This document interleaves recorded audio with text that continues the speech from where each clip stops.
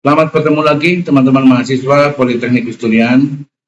Selamat bertemu pada kuliah kita kali ini, yaitu kuliah Akuntansi Keuangan 2. Pada kesempatan ini kita akan membahas topik mengenai pembagian laba rugi persekutuan.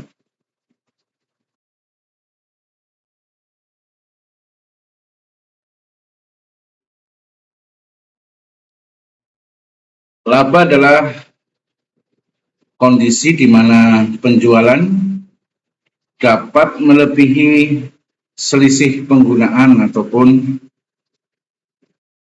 selisih pengeluaran atau biaya yang telah dikorbankan. Keuntungan atau profit akan mampu menghasilkan laba kotor yang disesuaikan dengan tingkatannya. Kesesuaian informasi bisnis akan menciptakan pola informasi keuangan yang sesuai dengan perkembangannya. Sedangkan rugi adalah kondisi di mana perusahaan sering melaksanakan pembelian bahan baku atau pemakaian tenaga kerja langsung yang tidak diimbangi dengan proses pemasaran yang rumit.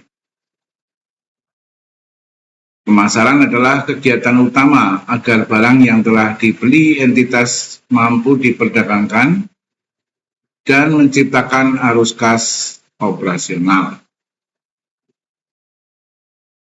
Contoh soal pembagian laba rugi persekutuan atau partnership merupakan aktivitas setelah perusahaan berdiri dan mampu menghasilkan kinerja keuangan. Kinerja keuangan adalah proses penilaian transaksi penjualan dan pembelian bahan baku untuk menghasilkan kekayaan selama satu periode yang telah berjalan.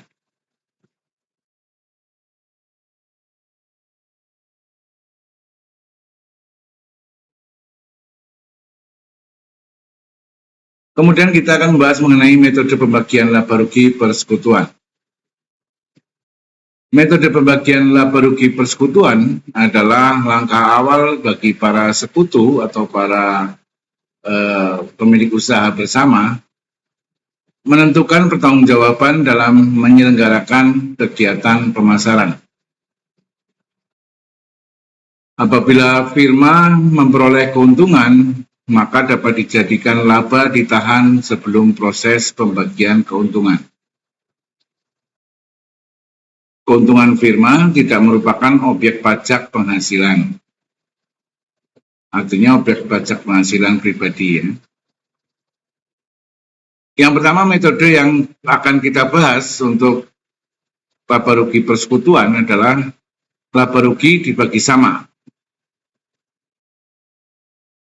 Laba rugi dibagi sama artinya para sekutu akan melaksanakan pertanggungjawaban pemasaran dan administrasi dalam proporsi yang sama.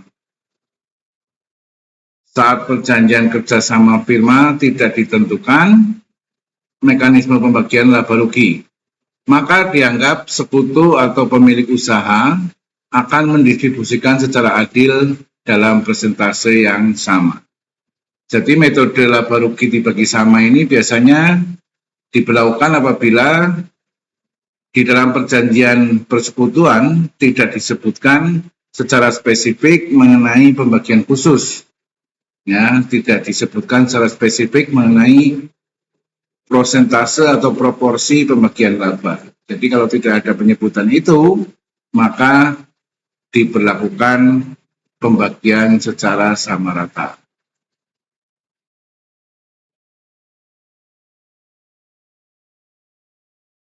Akuntansi pendirian persekutuan telah dijalankan oleh firma staf pajak. Ini contoh ya. Akuntansi pendirian persekutuan telah dijalankan oleh firma staf pajak dengan memperoleh keuntungan bersih sebesar 80 juta. Jadi staf pajak ini adalah nama atau pengganti seseorang yang dia bekerja sebagai staf pajak membuat firma. Firma staf pajak didirikan oleh staf pajak dan rekan bisnis. Masing-masing sekutu telah menjalankan usaha dengan adil sesuai hak dan tanggung jawab saat berkontribusi. Maka pembagian labanya kalau menggunakan metode dibagi sama rata, kita lihat di sini di dalam tabel di bawah, staf pajak persentasenya 50%, rekan bisnis persentasenya 50%. Sehingga pembagian labanya apabila dia memperoleh keuntungan sebesar 80 juta, maka masing-masing akan mendapatkan pembagian laba sebesar 40 juta. Ini adalah metode dibagi sama. Ini gampang ya, umumnya.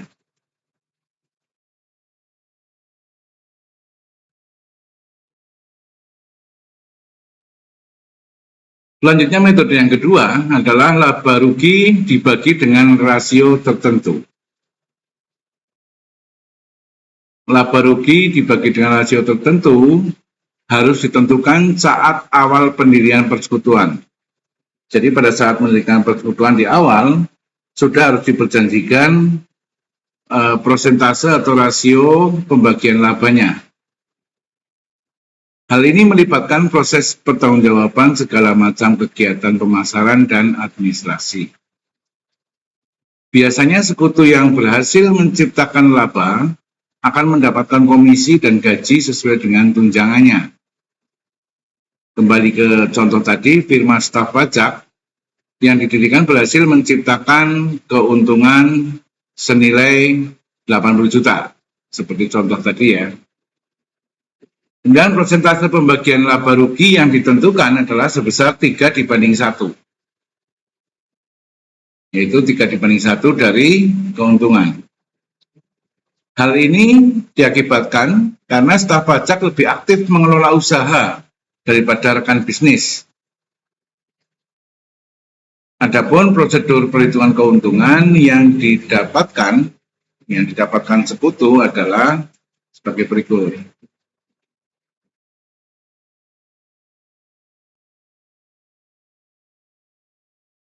Ya, staf pajak karena tadi 3:1, staf pajaknya mendapatkan 3 bagian, sedangkan rekan bisnisnya mendapatkan 1 bagian. Kalau dijumlah 3:1 itu jumlahnya ada 4 bagian.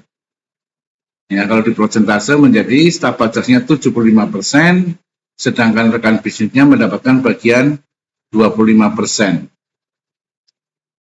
Dari laba yang dihasilkan 80 juta, maka 75% dari laba 80 juta adalah 60 juta. Sedangkan rekan bisnisnya 25% dari 80 juta adalah 200 juta.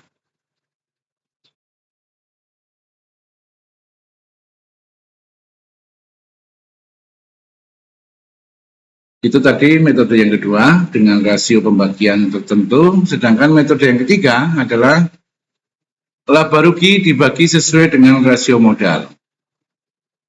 Kalau rasio tertentu tadi yang nomor 2 dibagi dari aktivitas menghasilkan laba ya. Jadi yang staf pajak itu lebih aktif untuk melakukan aktivitas pemasaran dan sebagainya, sedangkan rekan bisnisnya adalah pasif. Maka untuk yang metode ketiga ini kita menghitungkan berdasarkan besarnya modal yang ditanamkan bersama. Laba rugi dibagi sesuai rasio modal awal bertujuan agar sekutu pada awal pendirian mau menyetorkan aset dalam jumlah besar. Keberagaman proses pembayaran akan berakibat terhadap rasio terbayarkannya tagihan. Tagihan adalah surat informasi pemakaian jasa dan barang pihak ketiga yang dibutuhkan. Persekutuan usaha bersama yang didirikan oleh staf pajak dan rekan bisnis dengan setoran modal awal sebesar 145 juta dan 127 juta berhasil mendapatkan omset sebesar 80 juta. Ini sebagai contoh ya. Saat berjalannya bisnis, terdapat beberapa penarikan prive. Prive itu adalah menarikan modal oleh para penyetor modal ya. Jadi terjadi penarikan prive oleh staf pajak sebesar 7 juta. dan rekan kerja menarik prive sebesar 13 juta. Maka kita lihat bagaimana jurnalnya untuk pembagian modal ini, ya. Kemudian bagaimana cara menghitung pembagian rugi laba firma menggunakan rasio modal awal dari modal dan modal akhir, ya. Kita lihat cara menghitung laba rugi menggunakan modal awal. Cara menghitung laba rugi menggunakan modal awal dikonsentrasikan pada akta pendirian dan setoran modal. Bagi sekutu yang memiliki nilai lebih, adanya goodwill akan mempengaruhi terhadap akta pendirian. Partisipan atau participating in partnership profit artinya sekutu aktif akan mendapatkan hasil lebih banyak daripada sekutu pasif. Ini kita lihat di dalam tabel di bawah ini. Staf pajak nyetor di awal modal atau di awal pendirian sebesar 145 juta atau sebesar 51,42%. Sedangkan rekan bisnisnya menyetor modal awal sebesar 127 juta atau 48,58%. Maka dari laba 80 juta yang dihasilkan, pembagian labanya menjadi untuk staf pajak adalah 51,42% dikalikan dengan 80 juta. Sedangkan untuk rekan bisnisnya, pembagian labanya adalah 48,58% dikalikan 80 juta. Maka masing-masing nilai pembagian labanya adalah staf pajak mendapat 41.136.000, sedangkan rekan bisnisnya mendapatkan pembagian laba sebesar 38.864.000. Ini kalau hitungannya berdasarkan dari jumlah setoran modal awal.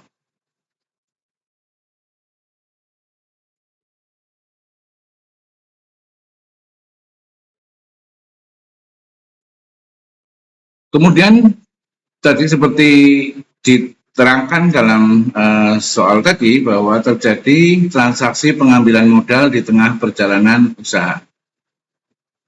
Maka kita bisa menggunakan cara menghitung laba rugi dengan menggunakan modal akhir.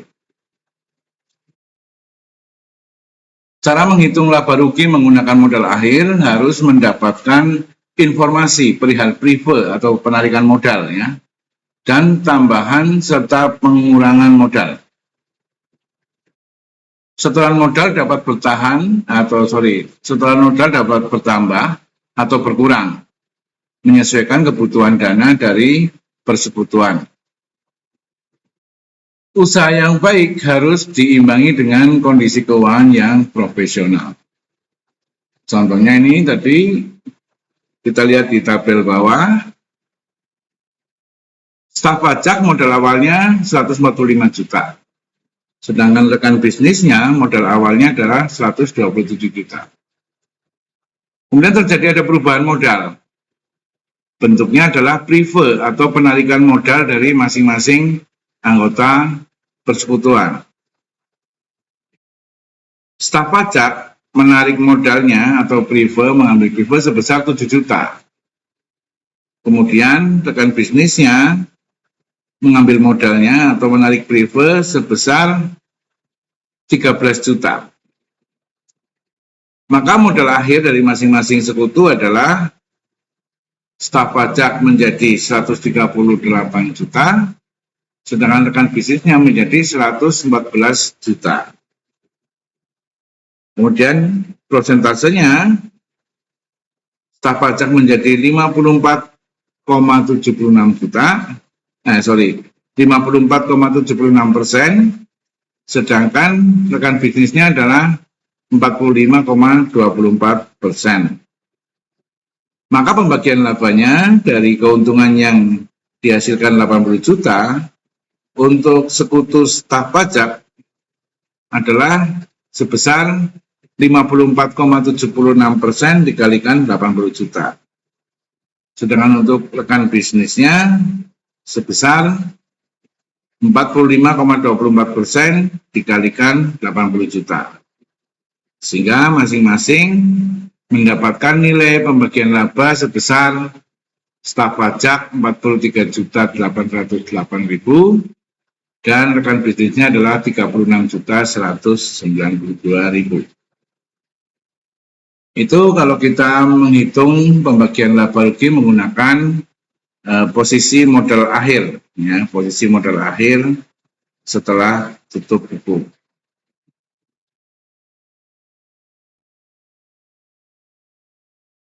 Kemudian metode yang keempat adalah laba rugi dibagi setelah gaji dan bonus sekutu.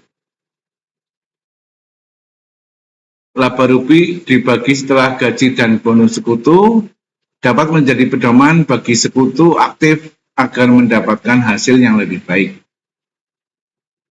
Gaji dan bonus dapat diberikan saat kontribusi sekutu aktif lebih banyak menghasilkan keuntungan, yaitu disebut dengan mutual agensi, yang artinya sekutu dapat bertindak atas nama sekutu lainnya.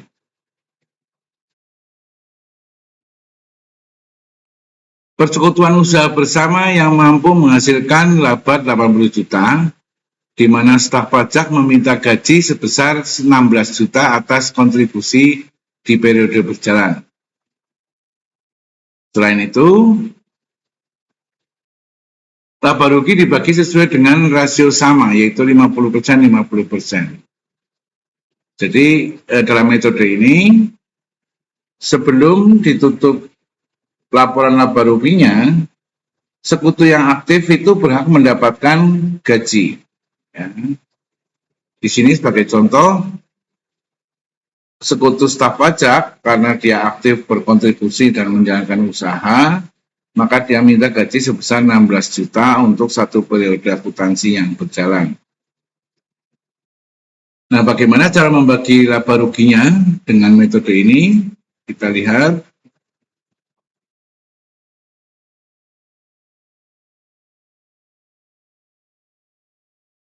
Laba yang dibagi adalah laba kotor dikurangi dengan biaya gaji. Biaya gaji tadi 16 juta. Ya.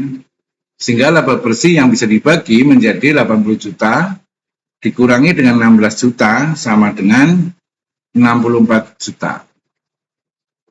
Nah, setelah mengetahui sisa laba yang dapat dibagi, maka langkah selanjutnya staf pajak dapat mentransfer dana sesuai dengan persentase yang disepakati, yaitu sama rata 50% dari laba bersih setelah dikurangi biaya gaji. Maka kita lihat di tabel di bawah, sekutu staf pajak mendapatkan 50% dan rekan bisnis 50%. Cuma pengalinya tidak lagi 80 juta, tapi pengalinya adalah 64 juta, yaitu 80 juta laba kotor dikurangi dengan biaya gaji dari sekutu aktif. Sehingga masing-masing staf pajak mendapatkan 32 juta dan rekan bisnis sudah mendapatkan 32 juta. Ini adalah metode keempat.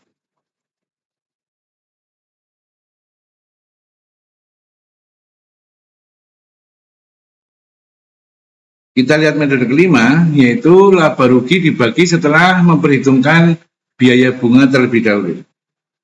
Kalau di metode keempat tadi memperhitungkan biaya gaji, maka di metode kelima ini yang diperhitungkan adalah biaya bunga. Jika pembagian atau kebijakan pembagian laba rugi dengan memperhitungkan biaya bunga terlebih dahulu, maka prosedur penghitungannya adalah sebagai berikut. Laba digunakan untuk pembayaran bunga terlebih dahulu. Baru kalau masih ada sisa laba, ya, sisa laba, maka akan diberikan kepada sekutu, bisa dengan menggunakan dasar metode 1, 2, atau 3 yang tadi. Kemudian biaya bunga ini diperhitungkan karena sekutu beranggapan bahwa modal yang mereka tanamkan seharusnya juga berkembang. maka mereka meminta untuk pembayaran bunga atas investasinya. Jadi artinya dalam metode ini, setiap sekutu yang menanamkan modal di dalam persekutuan menganggap bahwa modal yang ditanamkan itu harus memiliki hasil atau memiliki bunga, ya, atau berbunga. Jadi biasanya bunganya ditetapkan terlebih dahulu sesuai kesepakatan, nanti dikalikan dengan proporsi modal yang ditanam. Baru setelah biaya bunga dikurangi, terjadi laba bersih, itu akan dibagi keuntungannya bisa menggunakan metode 1, yaitu bagi rata, atau metode 2, atau metode 3. Itu tergantung kesepakatan. Biaya bunga ini diperhitungkan karena sekutu beranggapan, yaitu tadi sudah ya, bahwa tanaman modal yang ditanamkan itu seharusnya juga menghasilkan pengembangan dana atau bunga.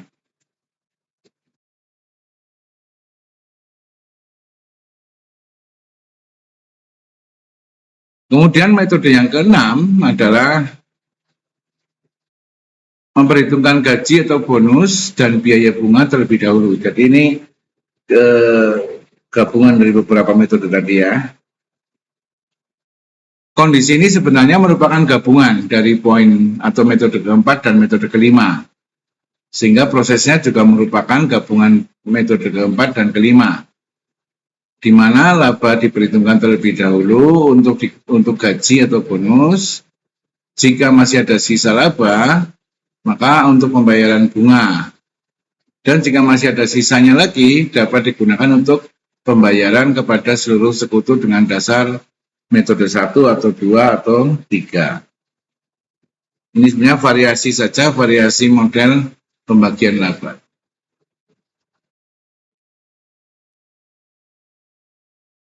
Saya kira itu pembicaraan kita pada kuliah kita kali ini.